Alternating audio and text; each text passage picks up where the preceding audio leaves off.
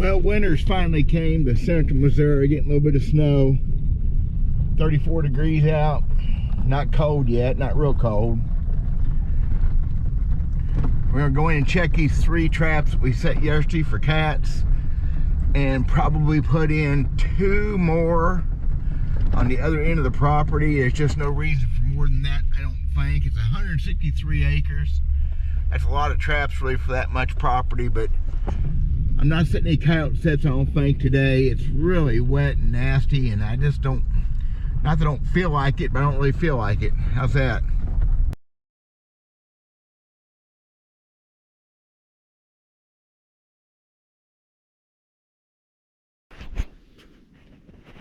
So these bobcats follow these drainages pretty heavy. And I'm on this one right here. It goes through the middle of this property.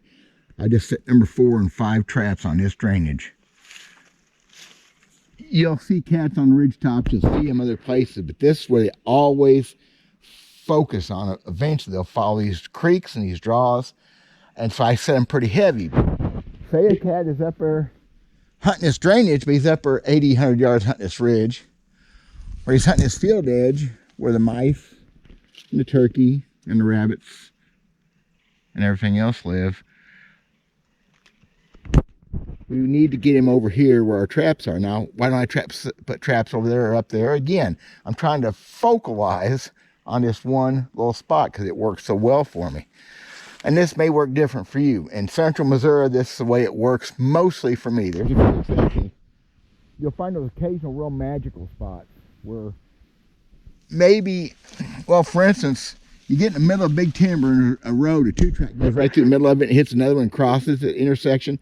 You're going to kill deer there, you can kill turkey there, you're going to get bobcat and coyote and stuff like that there. Sometimes you get lucky and find those rare spots where territories overlap, where you have multiple cats using the same spot. It's pretty rare, but once in a while you find that. At least it's rare for me.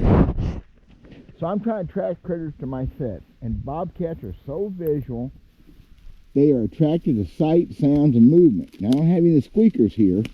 I bought something, I haven't really tried them yet. Well, I've got these semi-cubbies made with a lot of cedar on wire to make kind of a hole to look into. I've got it all packed in so they can't see into it from the side. And I hang a feather overhead. Now, I've caught a lot of bobcats without using feathers. But I also catch a lot of cats using them. I figure it can't hurt. I hang them in front of or over the set, but directly in front of this way, because I want that cat, say he's hunting that ridge, say he's 50 yards up there, or 40 yards behind me hunting the edge of that field. He looks over, he sees that. It's not moving very much, but he'll see that. See that? There's no breeze, just nothing. That thing's still moving. He's going to see that. When he does see that, he's going to come over to check it out, hopefully. Same thing I have over there. If you can see it moving from it, just dancing just a little bit. And I use different colored feathers. I use white, I use red. These are from a rooster that met its demise last year.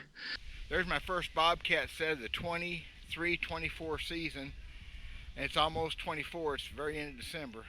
See that thing moving? He sees that. Look at that, dancing. He doesn't come over and check it out. What happens, he gets over to check it out. Theory-wise, he gets right up here underneath it, and he looks over there. Oh, what's that? There's a dark hole with something going on in the back of it. And back there I have a little T-bone. I've got feathers. I've got urine, and I've got lure in the front of it too. And then in front of the whole thing, I've got bedded slightly offset to the side my trap. Pretty much exposed. It's just stuck in the dirt good, covered up with stuff to make it where the easiest place for him to put his paws in the pan. And the white stuff is calcium chloride. That will melt. They keep anything from stick on top of the pan. It'll make that the cleanest spot for him to put his foot by the time night comes around. That's the key. Visual stuff. Get their attention. Get over here to the set, and then they have to go across that trap if they want to check out the back of that set. Now, bobcats are weird. Bobcats are strange. I don't think any 2 cats are the same. I think if you get their attention, sometimes it's hard to keep their attention. I'd say it like this. Go out in the yard and call your wife's cat. It's over across the yard. I know it's your wife's cat, right? Call that cat. Say, here, kitty, kitty. One time and watch it start to come to you, and don't say nothing else. That cat will start your way, and he'll stop, look off distance, and go, squirrel! they cannot stay focused for very long. Cats just aren't that way. They'll change directions 100 times. My goal is to keep their attention long enough to get them over to this set where they see this feather sit, just barely hang, just barely move. Look at that. They see that. They come over, check that out, and they get here, and there's a hole. And on this one, I put a dirt hole in it with a bunch of dirt piled up. Make a little dark spot. I put a piece of fur in there, tanned hide, tanned coyote fur.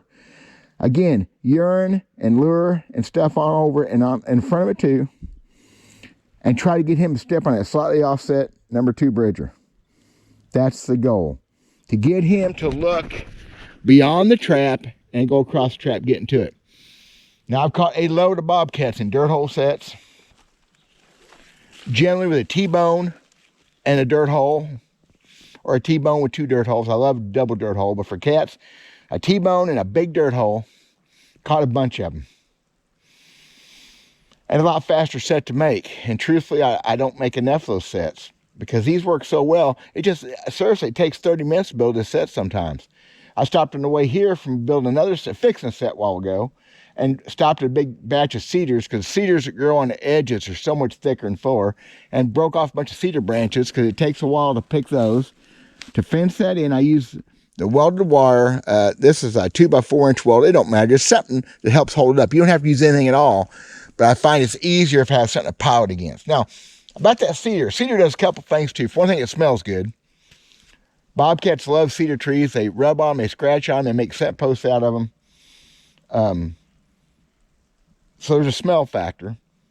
All this broken fresh, I can smell it on me now. The other thing about that is this. Obviously, you know, from the side, and you got to remember, a cat's got way better eyes than we've got. From the side, look at, all of a sudden there's a big dark spot where there hadn't been one before.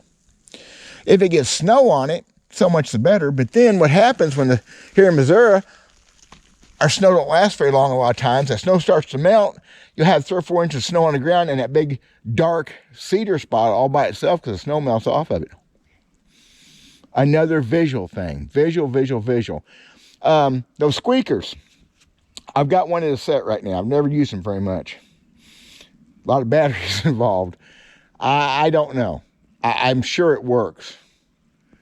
I think I need to try that in just some plain dirt holes, maybe. I'm not against the use of it. I just think batteries are expensive, and I don't know how long they're going to last. I haven't. That's the first time I ever set one in a set, so we're going to see what it's like. So there's that set. You can see from here. I think you can see pretty well. That makes kind of a dark hole for them to look up into. Got the feathers. Got all kinds of good smells. A tractor overhead, and we're on location because y'all, if you ain't where they're at, you ain't gonna catch them. I don't care, fishing, deer hunting, squirrel hunting, whatever, and trapping especially. If you ain't where they're at, you ain't gonna catch them. I don't have any sign. I haven't walked around looking. This is where they live. So if there's cats here, I'll catch some cats. I caught a bunch here a few years ago. I caught less the next year. I only caught one here last year. So I've done my job here in this property, but it's right close to the house. So I figured I'd set here first. I've got 5 sets up and down through here, and every one of them looks just like that because that's the set that I like the most. To catch a bobcat, you got to catch his attention. Catch his attention. You got to hold his attention. The rest is good trap placement. I use a couple pounds of pan tension generally, which is a whole nother subject. Slightly offset, not in the middle, slightly offset because the animals aren't walking in the middle of their body, they're walking to one side. People miss that on every critter they set for. And it works pretty well. So hope this all is something you guys can use. Always multiple sets on location or within sight of each other because you're going to have non-target catches. These things are great about catching raccoon. Now, a lot of folks look at this possum as a failure. I don't.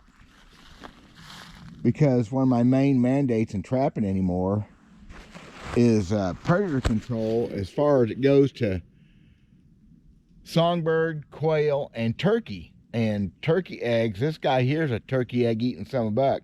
Maybe not as bad as a raccoon or a skunk, but he's going to kill his share of turkeys that way. And since I started trapping this farm, this is 4 years now, 6, 7 bobcat, maybe 7 or 8 coyotes, a couple red fox, and the turkeys here are definitely improving.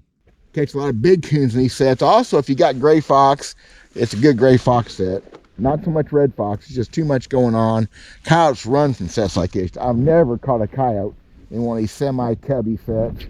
Ain't never happened. I've caught them in some pretty visual bobcat sets before, but I've never caught them in the cubby. So I'm gonna go down the road, back to snowing again. I got hot. It's probably close to 40 degrees, so typical December in Missouri, finally typical. Let me know what y'all think. We'll talk at you pretty soon. God bless.